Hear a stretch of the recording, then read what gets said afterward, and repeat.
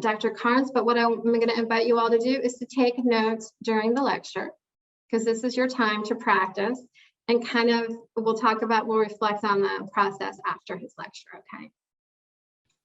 Fantastic. Thank you so much, Darla and Suzanne. I look forward to the NCAP discussion as well. So now I'll introduce Professor Carnes. So Professor Nick Carnes is a political scientist in the Sanford School of Public Policy here at Duke. His research focuses on why so few working class citizens go on to become politicians and how their virtual absence from our political institutions affect public policy. He's the author of 2 books, White Collar Government, The Hidden Role of Class and Economic Policymaking, published in 2013, and another, The Cash Ceiling, Why Only the Rich Run for Office and What We Can Do About It, published in 2018, along with many articles. And he regularly teaches courses in public policy, including the Intro to Policy Analysis class. So please join me in welcoming Professor Nick Carnes.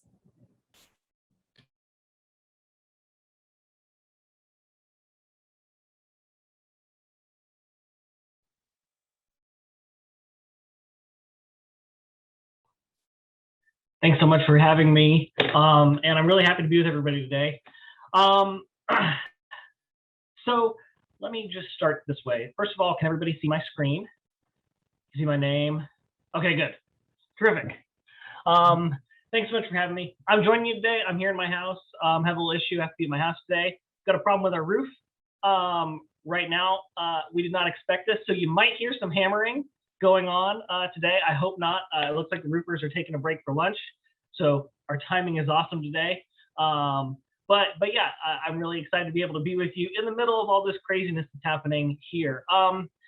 Let's see. I grew up in a little town called Pittsburgh, Kansas. Shot in the dark. Anybody here from Pittsburgh, Kansas? I ask every time. So far, it hasn't happened yet at Duke University, but someday I'm going to find a student from Pittsburgh, Kansas. Pittsburgh, Kansas is a little town in southeast Kansas. This is where I grew up. This is like the sort of main drag in my hometown.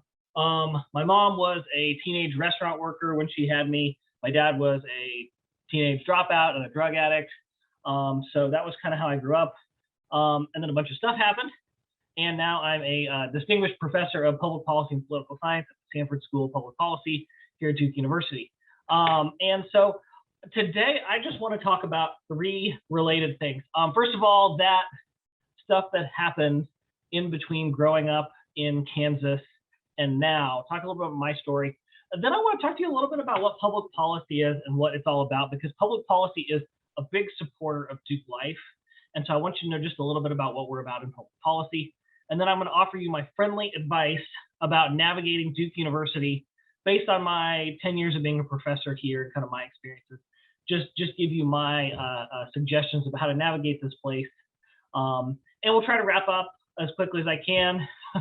No one ever said like, oh, that presentation was too short and concise. So I'll try to be brief, leave a little bit of time for Q&A, and try to take it easy on you all in terms of your schedule today, because I know you have a packed pre-orientation. I think that's fantastic. Any questions before we take off? It's my visual takeoff. I remember air travel. Air travel was nice way back when. Okay, seriously, any questions before we get started?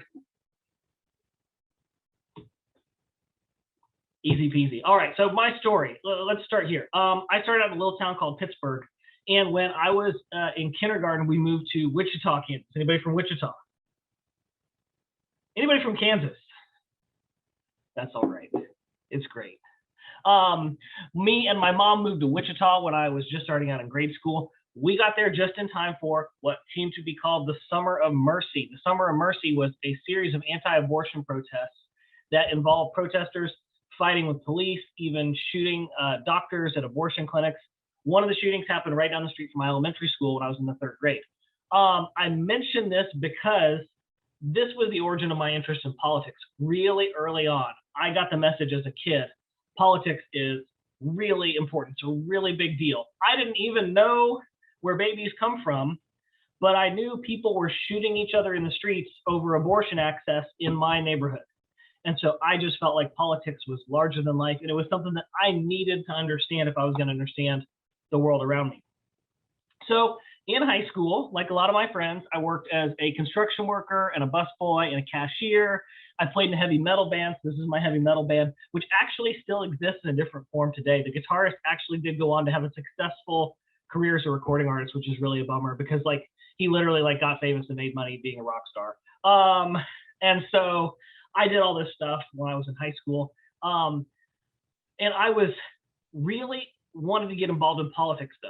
And so I gravitated towards activities in my high school like debate and forensics that had something to do with politics. And I was still a punk, like I wore big chains around my neck, but I would dress up on the weekends and I would go to debate tournaments. This is my mock trial team winning the Kansas State Championship in 2001. And I really, really liked politics. And these extracurriculars had a big impact on me. My forensics coach is to this day, like one of the people I love most in the world. That's me and her at her retirement celebration. That's Ms. Kathy Smith from Olathe South High School in Olathe, Kansas. To this day, we're still friends. This all had a huge impact on me. And Ms. Smith stayed after school and taught me how to take the PSAT, which was a test that back then, if you did really well on it, you become a National Merit Scholar and you'd get a scholarship to go to college. And that's what happened to me. Ms. Smith thought I was good at politics, so she helped me get a scholarship to go ultimately to the University of Tulsa in Tulsa, Oklahoma. Anybody from Tulsa or from Oklahoma? Come on, that's 2 states. Nobody?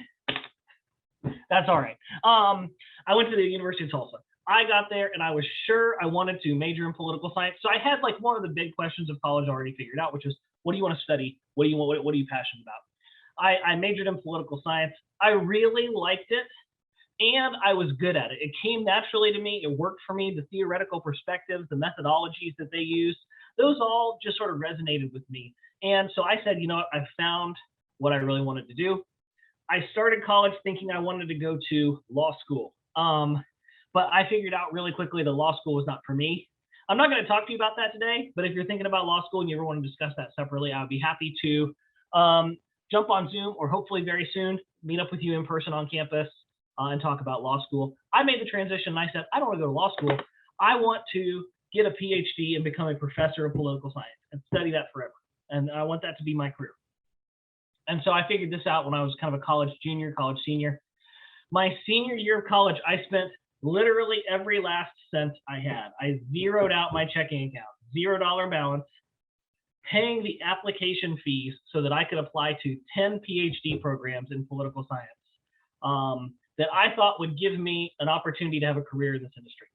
To my total surprise, and I'm not being modest, I'm not being humble, I was genuinely shocked that I got into 1, 2, 3, all the way up to, I got into 9 of the PhD programs out of the 10 I applied to.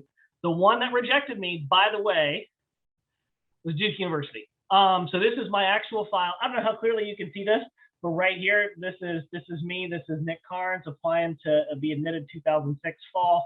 And I got a big denial from Duke University. I did not save my actual rejection letter, which I really wish I had that. I could frame that and put that up in my office.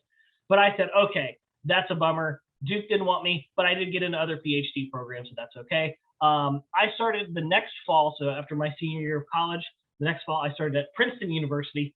Not as good as Duke, but still good, still fine. And so I went to Princeton University and got my PhD.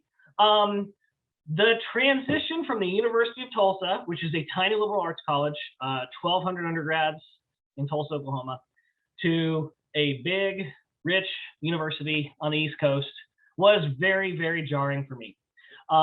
When I got to Princeton's PhD program, I will just say the other students were very different from me and had a very different background from the background I had. I will be honest with you, I was very embarrassed about my background when I first arrived there, because during orientation, I talked to, there were 30 people in my cohort, like the incoming PhD politics students, there were 30 of us. And we all spent a lot of time together kind of the first couple of weeks of classes that fall. And I started to learn things about the rest of my cohort. I learned that of the 30 of us, only one of us had ever been on free and reduced price lunches, ever not had health insurance for any amount of time, ever worked in manual labor jobs, service industry jobs. And not only one of us had a parent who didn't finish college or high school. That was me. And I felt very self-conscious about these aspects of my background that were so different from my classmates.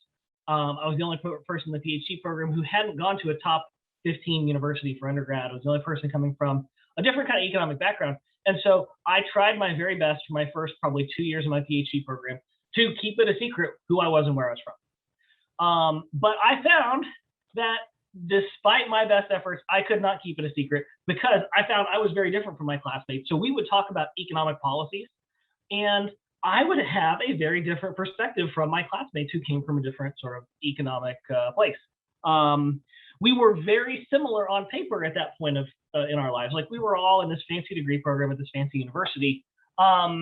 But we had very different perspectives when we would talk about labor unions, we talk about the minimum wage, when we would talk about unemployment policy, when we would talk, there was this new guy running for president, Obama, and he had these crazy healthcare policies, and we had different perspectives on healthcare issues. And I realized, okay, my background makes me different. I have a different perspective on a lot of things. And while I was in my PhD program, I started wondering, and this is where we get into the research that I do. I started wondering, is the same thing true for politicians, right?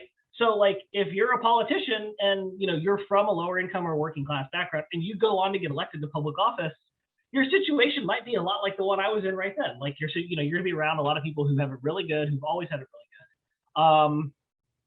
And do you bring a different perspective to elected office? And so that's what I started researching in graduate school. And what I found in my research is, first of all, the gap was really, really big. It was and is really, really big. So I started doing research and I found that a little over half of US citizens who are in the labor force have what I would call a working class job, which is like a manual labor job like construction worker, or a service job like restaurant server, or a clerical job like receptionist. If you take all those jobs and put those together, that's a little bit over half of the labor market in the US. So those jobs are like half of the economy. People from those kinds of jobs go on to make up really, really tiny percentages of politicians. They make up less than 3% of the typical state legislature, less than 2% of the career of a typical member of Congress was spent in those kinds of jobs. Usually in any given year, none of our governors, Supreme Court justices, or our president was a person who had a working class job, got into politics, and went on to become governor. That just doesn't happen in the US very often. So just like my degree program, where almost everybody comes from a sort of more affluent background, I found that politicians in the US almost all come from professional, white collar, and higher paying jobs. That observation led me to the big research question that I have been working on for the last 15 years, which is this: does it matter that politicians are so much better off than the people they represent? And I've sort of broken that question down into, do politicians from working class jobs, do they think differently? Do they behave differently in office compared to other politicians? And another question I'm really interested in is, why do so few working class people go on to become politicians in the first place? Like, what exactly keeps regular Americans from becoming politicians, from holding these important leadership positions? And so I've been working on these research questions for the last 15 years. I wrote a dissertation about this, which is like the final thing you do for your PhD. You write a dissertation. I wrote my dissertation about these questions. That dissertation got me my dream job here at Duke, just based on that research. And this literally is my dream job, by the way. You don't know me, but anytime you see me working, I'm literally living my dream. This is literally what I wanted to do with my life, and I'm doing it now. So there should be a smile on my face when you see me walking around Duke's campus, because I'm living my dream. This research got me that dream job that I'd always wanted. And since then, I have written books about this topic. So I've written 2 books, like you heard in the introduction. I have a Google Scholar page. I have an Amazon authored page. I'm a tenured distinguished professor at Duke University. Like I said, living the dream here. And I couldn't ask for more. Love Duke, love my job. All of that came from the stuff that I was initially embarrassed about in graduate school. I thought my background was something to keep secret, but it ended up being the inspiration for everything I do professionally as a researcher. It ended up setting me apart from my classmates in positive ways. I found that we appreciated one another once I kind of was more authentic, was more honest about who I was. My classmates and I could learn from each other and could appreciate one another's insights in really positive ways. And this is sort of a separate subject, but this is the heart of why having a diversity of backgrounds is so essential at universities, which is we need to bring people with different perspectives together to solve big social problems. That's like this is, I think, sort of more fundamentally than universities. When we're talking about science as sort of a collective endeavor, you need people with different perspectives looking at the same problem if you're going to get the best answer. And So I started out thinking, okay, my story is a liability, my background is a liability. What I learned over time, what my experience taught me was that it was actually an incredible asset because I brought something different to the table. I brought a different perspective than the perspective any of my classmates in my PhD program could bring. And I know all of you are going to do the very same thing here at Duke. So that's my story in a nutshell. There's two other things I want to tell you about myself that are unrelated to my actual biography, but just in case they're of interest to you. The first of all, my story would not be complete without one other thing, which is I'm a huge fan of Marvel comics and films. I actually do a tiny bit of research on how politics and government are depicted in the Marvel Cinematic Universe. And I'm involved in a couple of student organizations that deal with either Marvel comics or film. So if you're a Marvel fan, get in touch with me at some point and I can connect you with some of the other students who are doing work or who have sort of similar interests. I'm seeing a heart popping up here. That's awesome. The other important thing to know about me is that I'm all about my family. So my wife and I are biological parents. We are adoptive parents, and we are foster parents for Orange County, North Carolina. I was legally adopted by a step parent myself. So if you are a stepchild, if you're adopted, if you're a former foster youth, I want to give you an extra big welcome to Duke and let you know that my door is always open if you want to talk about those experiences anytime. So that's the other big thing you got to know about me. That's my story. So that's me. Let me tell you quickly about public policy and about Duke University, and then I'll open it up. Okay, so I want to tell you briefly about public policy, and I'll explain why in a second. But the first reason why, let me just jump ahead here. The first reason why is that I often get the question from the parents of students, like, what exactly is public policy? And I think the reason is people intuitively know, if you say, I study psychology. Okay, well, psychology is the study of how our minds work and how we can use that knowledge to make our lives better. Okay, that's fine. I think most people get that. If you say I study biology, people kind of intuitively know, okay, you study how living things work and how we can use that knowledge to make our lives better. Ditto for English, how do people represent their experiences in literature, art, etc., and how can we use that knowledge to make our lives better? Public policy trips people up. So I tell the parents I meet who are parents of Duke students, I say public policy is all about understanding how laws and government decisions work and understanding how we can use that knowledge to make people's lives better. That's what we do in public policy. That's what I'm excited about. That's why I like teaching in public policy. Public policy is the number 3 major at Duke. We are number 3 after stats and econ. There's not a bad major in that list. I'm not sure there is a bad major at Duke University. So I'm not trying to sell you on public policy. I just want you to know what it is so you know what all your options are. Public policy is, that's what it is conceptually. I also want you to know where it's located because it's a little bit tricky. Can you see my mouse doing a little circle over here? Yeah, so this is public policy here. So this is the Sanford building, this one that sort of looks like an overhead diagram of a hurricane. That's the Sanford building. And this is Rubenstein Hall. Rubenstein Hall is not the same as Rubenstein Library or the Rubenstein Scholars Program, but they're all connected because there's one super generous donor, David Rubenstein, who's given us the funds to do all these things and more here at Duke. So this is Sanford, this is the Sanford building, this is the Rubenstein building. Rubenstein Library is way over here. You have to go up to the main Duke Library, which is kind of in this direction. But these are our two buildings. The easy way to remember where they are, they're on the intersection of Science and Tower View Drive. Okay, if you don't know where those things are, they're right next to Cameron Indoor Stadium. So this is where people do tenting right here for basketball. And this is the baseball field, and this is Cameron. And this is Coach K's building right here. And so all you do is you go from the entrance to Cameron and you walk up these long steps here, and that's how you get to public policy. It actually looks like this. So if you're walking up the steps, this is a view. It's super pretty. You walk up these long steps and you can see these neat kind of little towers in the background. That's Rubenstein Hall, and then that's Sanford Hall. And these are our two buildings. These are what public policy are. Even if you're not a pub pol major, I would encourage you to check out the Sanford building if you get a chance. It's really neat architecturally. So you go inside and it's got this really cool design on the interior. I will warn you, it's super confusing at first. So if you can see, there are no straight lines to get around within this building. That's by design. It's designed to create spontaneous interactions between students and faculty. So there's literally no straight line that you can walk to get from the entrance to a classroom or the entrance to a faculty office.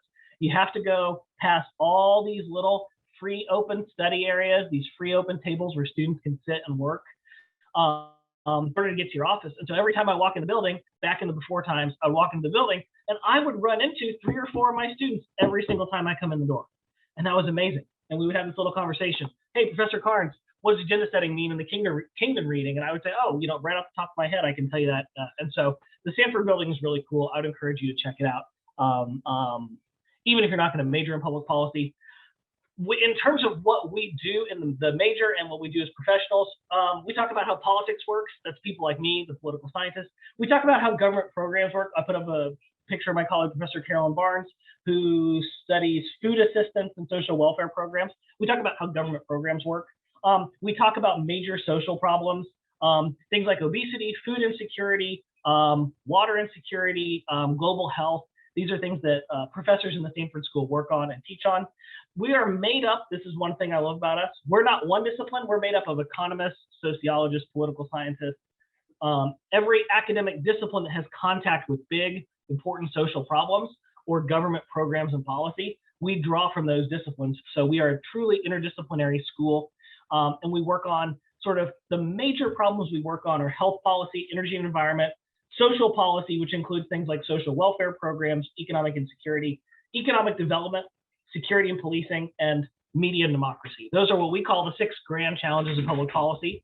And those are the things we work on here in the Sanford School. We have a bunch of amazing centers that are all housed within the Sanford School. So if you want to work on food policy, child and family policy, media and democracy, leadership, if you want to have connections to DC, international development, more, that's what we are all about in the public policy school. I want to mention all this in part because Sanford is a uniquely supportive place for DukeLIFE students. So this is our dean, Judith Kelly, interviewing Madeline Albright at a major event a few years ago. Our dean is a first-generation college student and a first-generation immigrant. So she started out at community college in California and worked her way up to getting a PhD at Harvard, and now she's the dean of the Sanford School, while learning English as a second language because she started out speaking Danish, and still does. So our dean is a huge supporter of DukeLIFE and has been from the beginning. Our 2020 distinguished alumna was Kaylee Brilhart, who was one of the student co-founders of the student side of DukeLIFE here at Duke. Many of our faculty are first gens. My last phone call before this was with Professor John DeRose is a first gen, Professor Barnes is a first gen. There are tons and tons of first gens in the Sanford School. We kind of didn't realize it, like this wasn't something we explicitly set out to create necessarily, but one day we had a conversation and realized how many of us are first gens. It's a department that is very much supportive of the DukeLIFE community. And so I want you to know that this department is out there and that this is a department that's going to be eager to connect with you on that level. If you choose to connect with faculty on that level, this is going to be a department where you find a lot of faculty who are eager to engage. So that's public policy. Last thing, I've been a professor at Duke for a little over a decade now. Let's see, 1 year and 26 days. I'm sorry, 10 years and 26 days. So I just got my 10-year, I reached 10 years on July 1st. Super excited about that. I have collected just one slide of observations I want to share with you about succeeding at Duke University based on, and this isn't even all sort of unique to like DukeLIFE students. This is based on my conversations with students from lots of different kinds of backgrounds, the constraints they run into as Duke students, because it's a really unusual place. And so the first thing I kind of flagged for everybody is 4 years is really, really short. 4 years is a lot shorter than it seems, and you really can't do everything at a place like Duke University. My undergrad was tiny. It was 1,200 undergrads. There were, I think, like 10 people in the political science department who graduated my year. And so we didn't get a lot of outside speakers. We didn't have a lot of student organizations. There just weren't a lot of students. Duke is kind of the opposite. Duke, you could go to school here for 10 years and not take all the great courses, not take all the amazing, life-changing, inspiring courses that we have to offer. You could go to school here for 10 years and not join every a wonderful student organization, connect with every professor you want to. It's just a really, it's a place that has so many wonderful things going on that you really have to prioritize how you spend your time and actively seek out the things that are going to be most in line with your values, your goals, or your interests. To that end, I tell a lot of students that what you major in is not as important as what you can do most of the time. There are a few exceptions to this rule. If you want to be a mechanical engineer, I would really strongly encourage you to get a degree in mechanical engineering. If you want to be a chemical engineer, same thing, get a chemistry degree. But for the vast majority of professional occupations that are not specialized in that same way, what you major in is not as important as what you can do. So if you can write clearly, think critically, evaluate evidence, both qualitative and quantitative, if you can do those things really, really well, that will serve you better than the particular major, if it's sociology versus political science. That's not going to be as important as you leaving Duke University really inspired, really engaged, and really capable at handling the kind of challenges that we face in the 21st century, which is we're awash, we're drowning in information, and we need people who can make sense of it and think carefully and critically about it. If you can do those things and communicate effectively, for many careers after Duke, that's going to be more important than the exact major that you chose in undergrad. So my advice to most Duke students is figure out what you care about and then do that. Spend a little bit of time testing the water. And I tell students you're allowed to make mistakes. You can take a class and you don't like the class. You thought it was going to be great. You took it and it was really not your cup of tea. You can take a class and try it and dislike it. You can try a club and then decide it's not for you and still ultimately have a successful career at Duke University, as long as you see it for what it is, which is a learning experience from which you must grow and move on. In the study of leadership, which is something we do within the Heart Leadership Program, which is underneath the Public Policy School, the term for this is, I really like this term, failing forward, which is you make a mistake, but it was the best decision you could have made at the time, and the only way you could have known that it wasn't a good decision is to give it your honest best, and then you can move on from there. So you have my permission to take a class that sounds really interesting, and even if you dislike it and you finish the semester, you can still have a great career at Duke in the end. And so I encourage you to do that.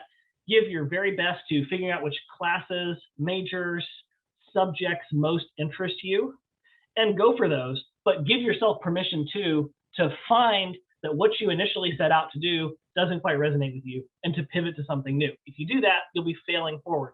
That was me. I started out pre-law.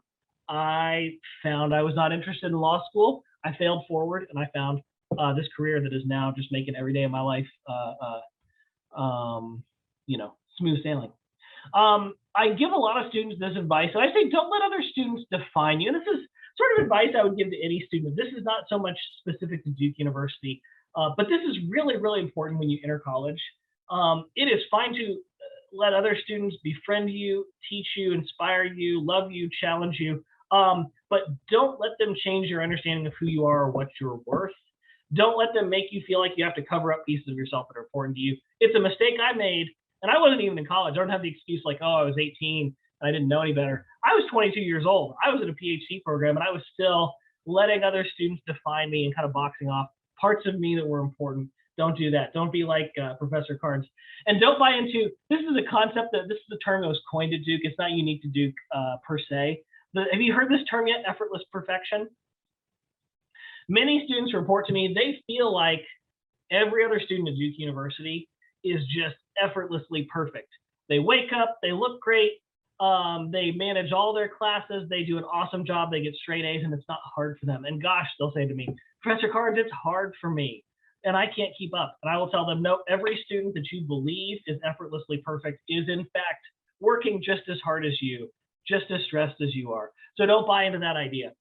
That's my advice, is don't let other students make you feel like there's no student here who is just effortlessly perfect at what they do. Every student's working hard. Every student's doing their best. And I hope, if this is an unfamiliar concept to you, I just hope it stays that way. I hope you never fall in this way of thinking, because this is one that a lot of students come to me. So I tell all my students, DukeLIFE, and all my students in Introduction to Public Policy, you belong here. It's okay to be you, your values, your interests, those are valid. Follow those. This is a place that will let you become the best version of yourself if you allow that to happen. I encourage all my students to ask for help when they need it. And if you take 155 from me, you're going to hear me say the exact same thing, which is if you're having trouble with academics, please, please, please go to the Academic Resource Center or other analogous resources here, talk to your academic dean. We have I think one of the world's best academic resource centers. And so when you're struggling with a class, with all classes, whatever, go to the Academic Resources Center. If you're struggling with your feelings, go to Counseling and Psychological Services. We call it CAPS. You can call them and do phone appointments if you want, and talk to them confidentially, meaning no one will ever know, and it's free. So anytime you're not feeling your best, anytime you feel stressed, frustrated, depressed, angry, whatever, if life's not going your way and it's not an academics issue, strictly if it's starting to affect how you feel, please, please, please give CAPS a call. This morning, I recommend this to students all the time. This morning, I was working with an advanced graduate student, and he was really, really frustrated with another professor to the point that it was making him feel really lousy. And I said, would you please just call CAPS and just talk to them? They're amazing. I forget what the acronym is for it. There's a version of CAPS that's for faculty and staff. I don't remember what it is. But one time when I was having friction with another professor and it was starting to affect me and starting to make me feel really frustrated, what did I do? I called the faculty staff equivalent of CAPS, and I vented to somebody, and it really, really helped me. So ask for help when you need it. Academic Resource Center when it's academics, CAPS when it's personal. And don't forget, any professor, any staff member at Duke University, you can always talk to them if you're having problems. As a professor, my answer is often talk to the Academic Resource Center, talk to CAPS. But when in doubt, please, please, please reach out to somebody if you're having any trouble here at Duke University. Above all, what I want you to do is I want you to remember that the things that make you different from other Duke students, regardless of your exact background, the things that make you different, you're going to find those are your greatest strengths here at Duke. You're going to find that those are the things that allow you to see problems differently, to contribute insights that other people don't have. So I hope you will remember, no matter how you interact with other people socially, no matter how much of your background, your life you choose to share with your classmates, remember in your own mind that the things that make you different from your classmates in any given class, in any given setting, those things are your greatest strengths in that setting. And remember to keep that in mind, no matter what, as you move forward. I will stop here. We can do some Q&A.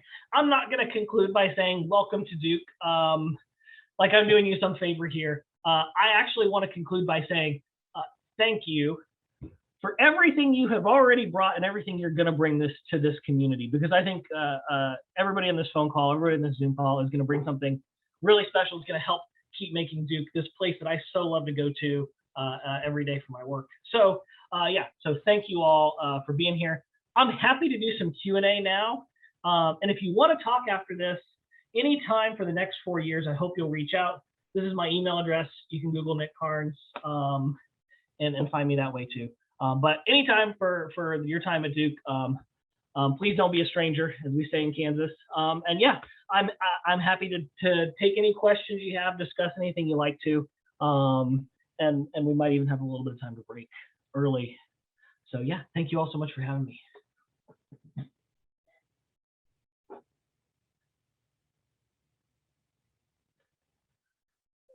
Let's see, may I moderate, or how would you like to do this next? How would you like to do Q&A? Sure, you can moderate. Yeah.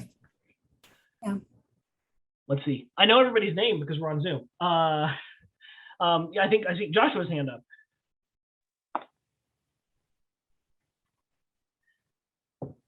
Joshua, you have the floor. Okay, I had 2 questions. One of them more towards public policy, since that's my intended major, and one towards comic books, since you mentioned that earlier.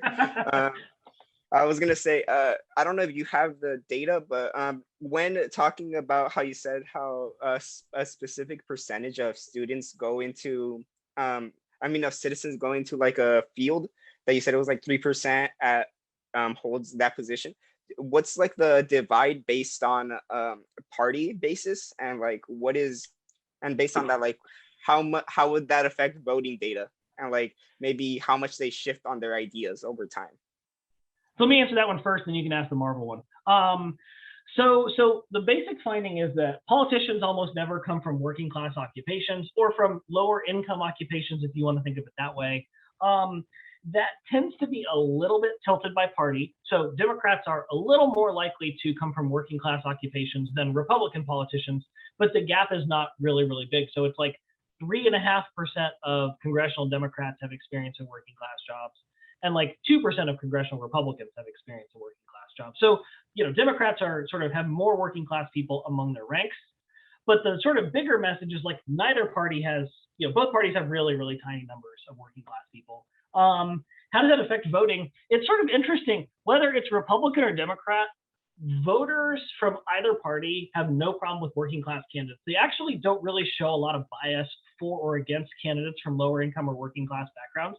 And the reason is because party is the thing voters really, really care about. So if I show you, a working class person from your party and an attorney from the other party, most people won't care about the occupation. Most people these days vote with their parties. And so even separate from that, even when you take party out, voters kind of like working class candidates because they seem more relatable.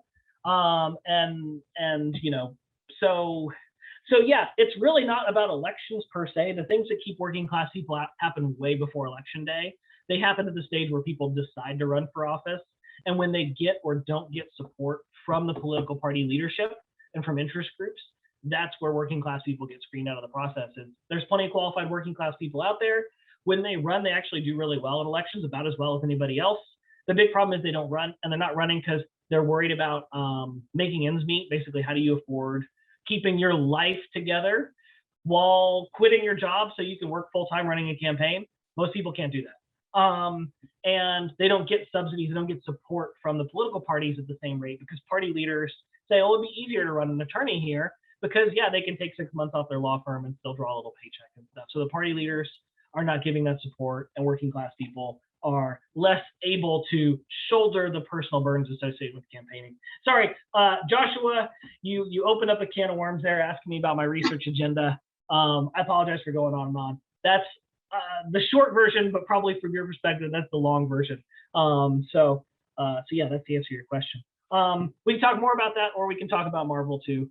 Both are important to me in different ways. Nick, Sorry. I was just going to say there are some questions in the chat, and I wasn't sure if Dr. Carnes can see them or if he needs someone to read them to him. I just pulled up the chat. I'm so sorry. I forgot about the chat. Thank you. We'll come back, Josh. We'll come back to Marvel. We'll save that for you. We'll do the public policy stuff first.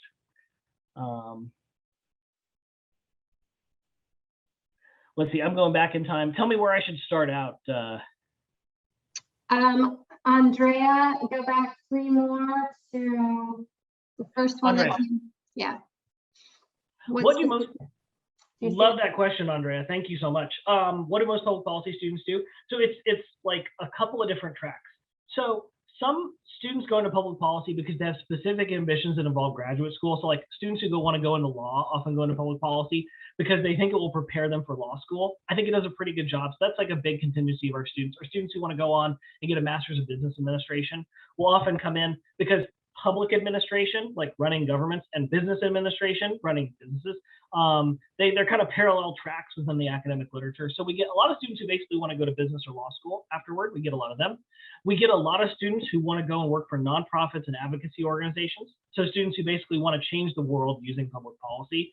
That's kind of my type personally. And so we get a lot of those students who come into our major saying, I want to figure out, there's something about the world I think is broken that I want to make better. How do I accomplish that? And so we get students like that. And then they go on and their jobs are often, I'm going to go work as a field organizer, as a nonprofit director. I'm going to go work as a researcher at a nonprofit or an advocacy organization. Let's see, who else we get to? And then like a lot of the big majors on campus, we get a lot of students who just go into private consulting. And that's a sort of, that's a kind of major stream of students we have who come through the public policy major because it offers really good decision-making and critical thinking skills. So they're coming to us and they're saying, I want to know how to make really good decisions under pressure. Well, that's a big part of public policy too. And so they're coming to us for that. So those are the kind of populations that we serve. And they all tend to get along pretty well. Like I teach big classes. And so, we've got a mix in my classes, like every different type of student. And they tend to coexist really naturally. Yeah, I like the variety.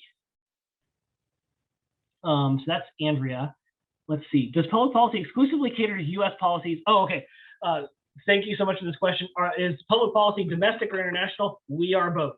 I am primarily a domestic politics and policy researcher, so I primarily focus on U.S. politics. I do a little bit of work on comparative politics, cross-national research on democracies, but many of my colleagues are the reverse. They are primarily scholars of international policy or international politics. And if one of them had come in today and talked to you all, you would have, they probably would have gotten the reverse question, like, is it all international or is there some domestic in there? So what we often like to do is we have required courses in our major, and we like to offer in the same semester one version of the course taught by a U.S. politics or U.S. policy scholar, and one taught by an international policy scholar, so that students can actually get sort of a slightly more tailored experience. So literally, you can take the required politics course with somebody like me, or one of my colleagues who teaches international relations can teach you politics from an international perspective. So we are very much fully in both camps. Do I teach Pub Pol 155 in the spring? No, I do not. So I always teach in the fall. We teach a really big version of 155 in the fall. It's a blast. And then my colleague Manoj Mohanan, who is an international health policy researcher, teaches 155 in the spring. And are there any other classes that for incoming freshmen that I teach? I teach a class on climate politics in the US. So it's like a US focused class on climate politics. If you were interested in that, just shoot me a message afterward. I think it's full right now, but there's usually some churn. And so if that class interests you, shoot me a note, and I'm keeping my own little wait list. I don't think, freshmen can't put a wait list down, can they? I heard that they can't. This is actually like, I don't do enrollment stuff for the most part. Like I just come in and teach. But yeah, if you're interested in that class and you're not already in it and you can't get on the wait list, send me an email and I'll make my own. I've got my own little wait list for that class. Depending on the fire marshal capacity for the room, I can also sneak people into the class, just depending on Duke sets limits on how many people you can have in a classroom right now because of COVID. But if we're not at that limit, I can also add. So, but yeah, those are my two big classes. I teach Pub Pol 155, climate politics in the U.S. Those are mine right now. I'm just going to keep rolling through these, if that's all right. Just keep going through the chat questions so I make sure I get to everybody. What are the major differences between a public policy major and a political science major? Awesome question as well. So a political science major is going to be more theoretical. So a political science major is really primarily focused on understanding how politics works. And so it kind of that's the sort of scope of it is political science kind of assumes that there are problems out there in the world, and then it tries to understand how governments translate those problems into solutions.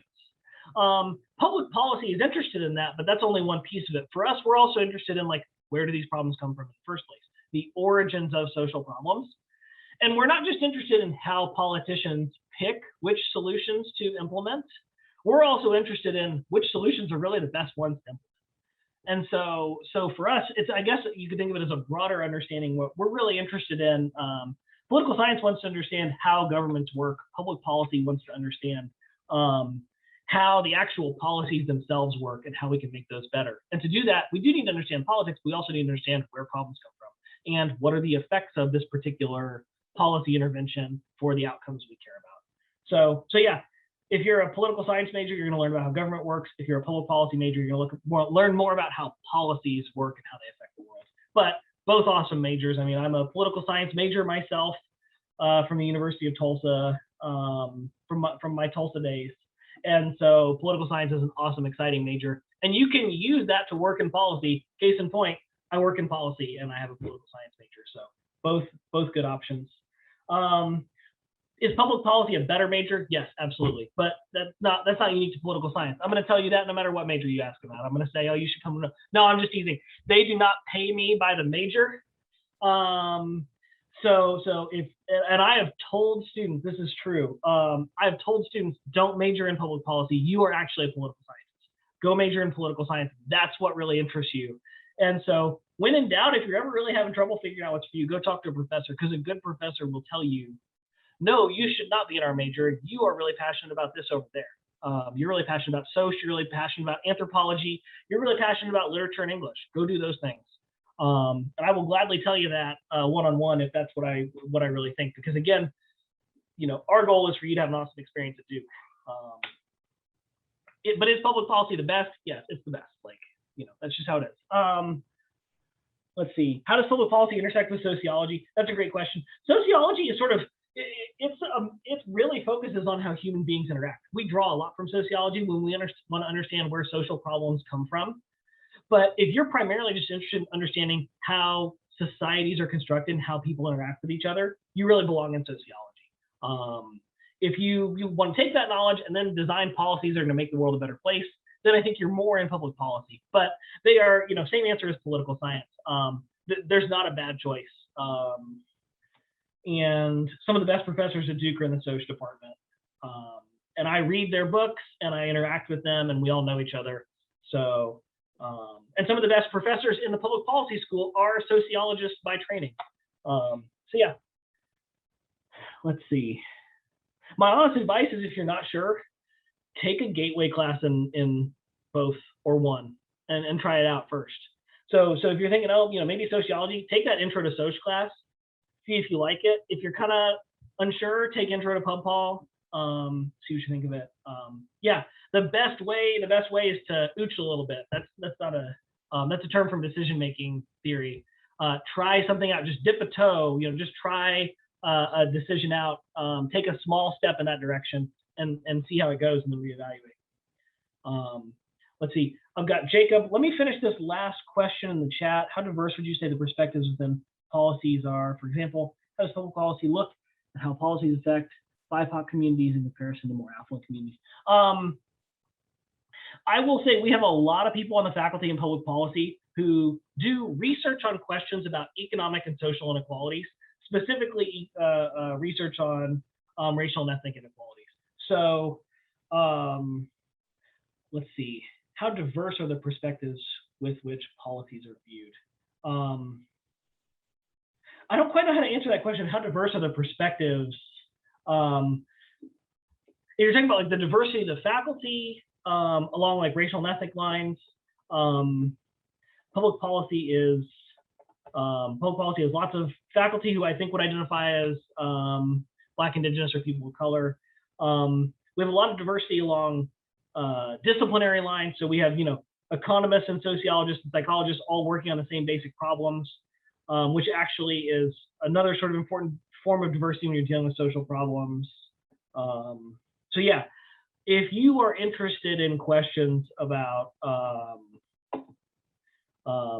major social inequalities like racial and ethnic inequalities, Pub Pol is a good department to be in right now. I'm not sure if that was true 20 years ago, but right now right now there's a lot of research and teaching happening specifically in that space. So yeah, I would say definitely check out the course listings for public policy if you're interested in those kinds of questions. Yeah, you're sure welcome. Jacob, you had your hand up. Do you have another one? Hello. Yes, my question was, how does your appearance affect professional interactions and support you get? Like piercings, tattoos, blue dyed, out of obscure dyed hair? Because I have piercings and a tattoo, but how would that affect me in a professional setting?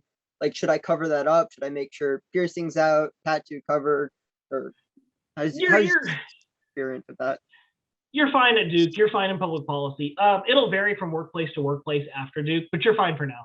So I have an eyebrow piercing. I'm not sure how visible that is to you all on Zoom, but and my students, I leave it in all the time.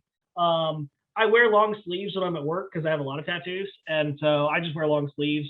Honestly, because I just don't really want to get into it with my students. And more than that, actually, I don't mind talking to my students about it. It's more like my colleagues. I don't really want to talk to, my fellow professors about tattoos. But yeah, you'll be fine. A lot of the faculty in public policy have tattoos and piercing, but I tend to dress professionally. So you're seeing me here in my home today. It's the summer. I'm wearing a t-shirt. When I teach 155, I always start the semester in a button-down shirt and a tie and slacks. My students never dress like that. My students are there, they're wearing t-shirts and shorts and stuff. And so that's just fine. Yeah, you're never, you're always safe kind of being yourself. In terms of body modifications, like tattoos and piercings, that's great. Let's see. Yeah, if you choose to go a little more, professional for a special event or something, that's fine too. Yeah, but yeah, if you see me on campus, you'll always see me wearing long sleeves. So I'm just like, I really don't want to show this stuff to my coworkers. So, yeah, you're good. Let's see. Yeah, I would say Duke, I have not noticed a lot of people who, I would say, I don't really pay attention for it, but I haven't seen a lot of students with tattoos or like non-earlobe piercings. But I'm also not like keeping a tally normally. So it might be more common than I think. I actually don't know the answer to that. But yeah, it's not something that will like bother your professors or classmates one bit. And if it does, come talk to me. That really should not be something that anybody gives you a hard time about. I should mention too, there's a whole other thing. My brother's actually a piercing artist. So if you're ever in Newport, Oregon, my brother owns a tattoo and piercing studio. So he did my eyebrow. So yeah, good. Love the question, Jacob. Yeah, I think you're good. You're welcome.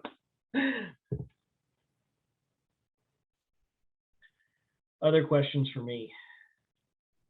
Joshua, do you still have your Marvel question? Oh yes, Joshua.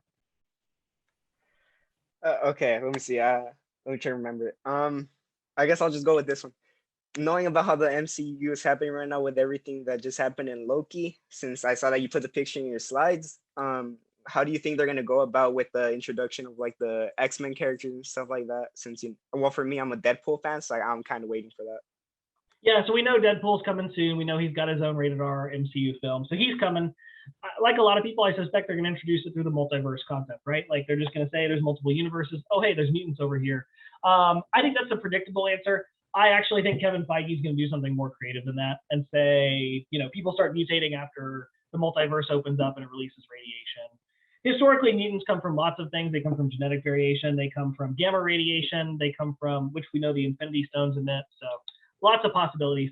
Let me back up. I don't think it'll be multiverse. I think it'll be something organic within the MCU. But yeah, we can talk more about this since this might not be something that interests everybody in the group. Joshua, reach out to me because there's a group of students who do a regular podcast about the Marvel Cinematic Universe through Duke's Independent Film Festival. So Duke has an independent film festival, and the students who organize, it's a student-run event, the students who organize that have a bunch of little offshoots where they have programming for students who are interested in Marvel cinema, students who are interested in classic films. And so that's why I say, like, reach out to me. This isn't just something I'm interested in. There's, a huge community of students who do this stuff. And so I'd be happy to introduce you to the director of DIF, who's a big MCU fan. And that'd be a good place to start, like getting involved with student organizations. If that's something you want to talk about, more than just talking to your friends, you can also just talk to your friends about it. And I'm happy to discuss it anytime. So shoot me a note. Yeah, for sure. Thank you. There's one more quick Marvel question in the chat asking for the best portrayal of Spider-Man in the movies. Oh, Tom Holland, no question, no discussion, no more Q&A on this. Yep. Oh no, wait, I take that back. Tom Holland, very very close second to the to Miles Morales and Into the Spider-Verse. So if we're talking live action, it's gonna be Tom Holland. If we're talking about best portrayal of Spider-Man, then no question it's Miles. It's Sony animated Miles. That's one of my top 3 films. It's yeah. So, but yeah, if we're talking about the contemporary debate about which of the live action, no, it's yeah. No, but and I will say my students who are in the Duke Independent Film Festival group, they fight with me on this and they hate me for this opinion because they like the older live action Spider-Man. Who was that one who was terrible at it? Andrew Garfield. Thank you, Joshua. Correct. Okay, so you all passed the test. No. I will say, I do a little bit of research on the Marvel Cinematic Universe because it is, 8 of the 25 highest grossing films of all time are Marvel Studios MCU films. All of the most, anytime Marvel Disney Plus releases a TV show, it's #1 TV show on the planet. So separate from my interest as a fan of this stuff, it's also a really, really historically important intellectual property and historically important fictional narrative. And that's why I study the way politics and government are depicted in this thing, because more people are going to watch an MCU film than are going to sit in all the political science classes in the country put together. And so that's where kind of my research interest in this stuff comes from. And then also it's just something, I grew up watching this stuff. It was not mainstream. You wouldn't go out in public and see kids wearing Spider-Man t-shirts. Like in the early 1990s, now I can't go anywhere. I can't go to a kids museum. I can't go to McDonald's. I can't go wherever without seeing Spider-Man, Iron Man, the Hulk represented on apparel, represented on products. So it's a real part of our lives. It's something you can do academic research on, or if you're just a fan, you can talk to other fans of Duke.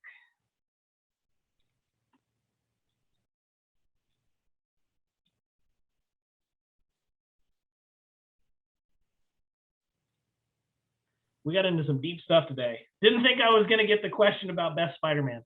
That's a first for me in a professional capacity. Yeah, these are some great questions. Thanks, everyone. If there are no further questions, that I'd love to thank Professor Nick Carnes for being so generous with his time and his insights. So, thank you so much for having me. I always love talking to this group. And to each and every one of you on the Zoom call, even if we didn't get a chance to talk one-on-one or you didn't get a chance to ask a question, when you have them, shoot me an email, nicholas.carnes@duke.edu, and I will be very happy to hear from you. But have a great rest of your pre-orientation and have a great fall semester at Duke. I'm really excited to see you all around campus sometime soon. Thanks so much, Dr. Carnes. Thank you.